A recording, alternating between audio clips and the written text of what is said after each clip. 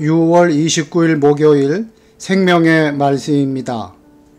오늘 본문은 사무엘하 14장 12절에서 24절까지의 말씀입니다. 여인이 이르되 청하건대 당신의 여종을 용납하여 한 말씀을 내 주 왕께 여쭙게 하옵소서 하니 그가 이르되 말하라 하니라. 여인이 이르되 그러면 어찌하여 왕께서 하나님의 백성에게 대하여 이 같은 생각을 하셨나이까? 이 말씀을 하심으로 왕께서 죄 있는 사람같이 되심은 그 내쫓긴 자를 왕께서 집으로 돌아오게 하지 아니하심이니이다. 우리는 필경 죽으리니 땅에 쏟아진 물을 다시 담지 못함 같을 것이오나 하나님은 생명을 빼앗지 아니하시고 방책을 베푸사 내쫓긴 자가 하나님께 버린 자가 되지 아니하게 하시나이다. 이제 내가 와서 내 주 왕께 이 말씀을 여쭙는 것은 백성들이 나를 두렵게 하므로 당신의 여종이 스스로 말하기를 내가 왕께 여쭈오면 혹시 종이 청하는 것을 왕께서 시행하실 것이라. 왕께서 들으시고 나와 내 아들을 함께 하나님의 기업에서 끊을 자의 손으로부터 주의 종을 구원하시리라 함이니이다.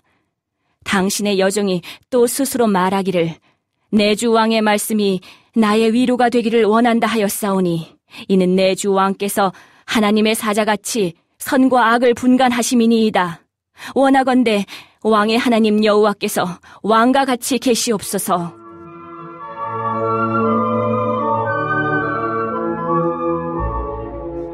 왕이 그 여인에게 대답하여 이르되 바라노니 내가 내게 묻는 것을 내게 숨기지 말라. 여인이 이르되 내 주 왕은 말씀하옵소서. 왕이 이르되 이 모든 일에 요압이 너와 함께 하였느냐 하니 여인이 대답하여 이르되 내 주 왕의 살아계심을 두고 맹세하옵나니 내 주 왕의 말씀을 좌로나 우로나 옮길 자가 없으리이다. 왕의 종 요압이 내게 명령하였고 그가 이 모든 말을 왕의 여종의 입에 넣어주었사오니 이는 왕의 종 요압이 이 일의 형편을 바꾸려 하여 이렇게 함이니이다. 내 주 왕의 지혜는 하나님의 사자의 지혜와 같아서 땅에 있는 일을 다 아시나이다. 하니라. 왕이 요압에게 이르되 내가 이 일을 허락하였으니 가서 청년 압살롬을 데려오라. 하니라. 요압이 땅에 엎드려 절하고 왕을 위하여 복을 빌고 요압이 이르되 내 주 왕이여 종의 구함을 왕이 허락하시니 종이 왕 앞에서 은혜 입은 줄을 오늘 아나이다. 하고 요압이 일어나 그 술로 가서 압살롬을 데리고 예루살렘으로 오니 왕이 이르되 그를 그의 집으로 물러가게 하여 내 얼굴을 볼 수 없게 하라. 하매 압살롬이 자기 집으로 돌아가고 왕의 얼굴을 보지 못하니라. 압살롬이 암논을 죽이고 도망간 지 3년의 세월이 흘렀습니다.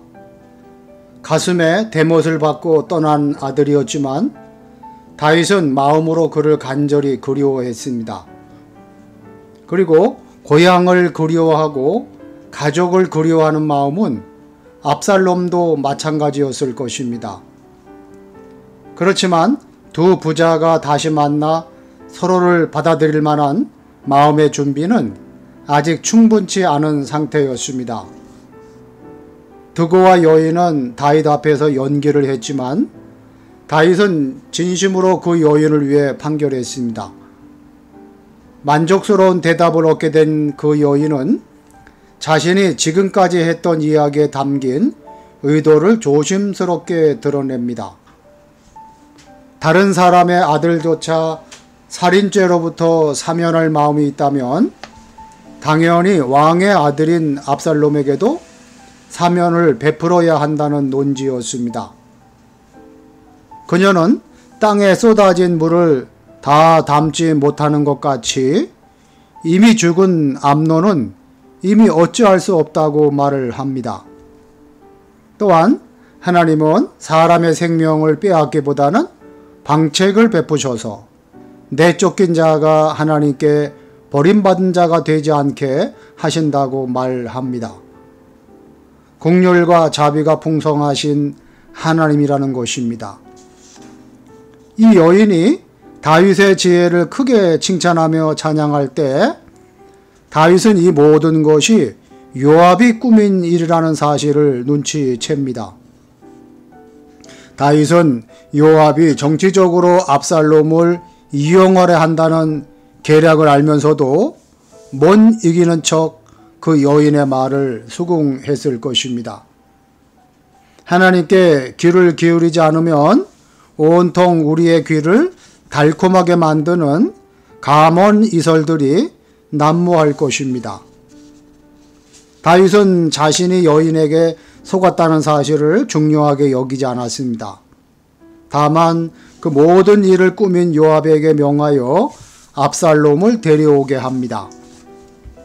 그런데 다윗은 압살롬을 지칭하며 청년 압살롬이라는 호칭을 사용합니다.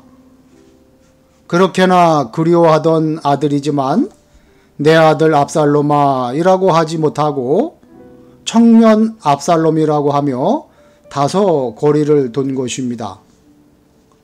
이는 나라의 정의를 세워야 할 왕이 사사로운 감정으로 이 일을 행하는 것이 아님을 나타내려는 듯 합니다. 하지만 다윗이 진정 정의를 세우려 했다면 반드시 확인해야 할 것이 있었습니다. 바로 압살롬의 회개 여부입니다. 요압은 구슬 땅까지 가서 직접 압살롬을 데려왔습니다. 훗날 압살롬이 모든 왕자를 제치고 왕이 된다면 요압은 압살롬을 데려온 1등 공신으로서 또다시 막강한 권세를 누릴 것입니다. 하지만 다윗은 궁으로 돌아온 압살롬을 아예 만나주지도 않았습니다. 너무나도 그리운 아들이었지만 여전히 실망스러운 마음과 증오의 감정이 지워지지 않을 수 있습니다. 또는 정의를 세워야 할 왕으로서 너무 빠른 화해는 백성들 보기에 민망한 행동이라고 판단했을 수도 있습니다. 하나님은 죄를 결코 간과하시지 않습니다. 또는 죄는 아들을 향한 애틋한 감정으로 무마시킬 수 있는 문제가 아닙니다.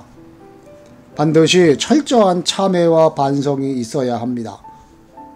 하나님은 자비의 하나님이시기에 회개하고 돌아온 자를 수도 없이 용서해 주시지만 결코 죄를 방관하진 않으십니다.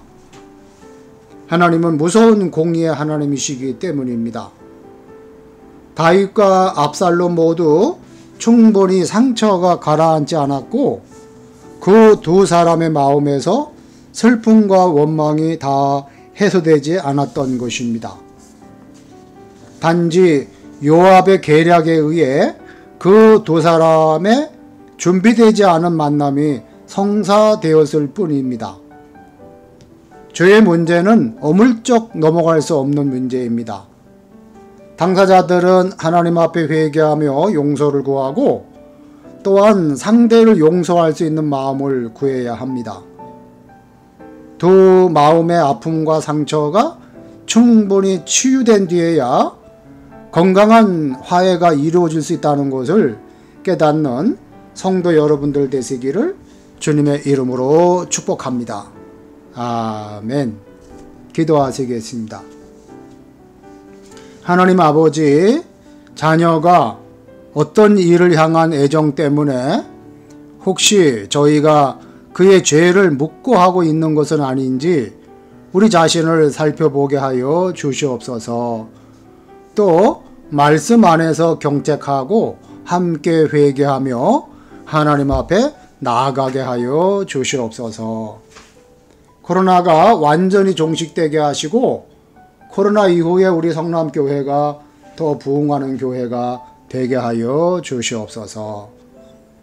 하나님 선물로 주신 비전센터를 잘 활용하여서 다음 세대들을 세워주고 지역사회를 섬기는데 쓰임받게 하여 주시옵소서.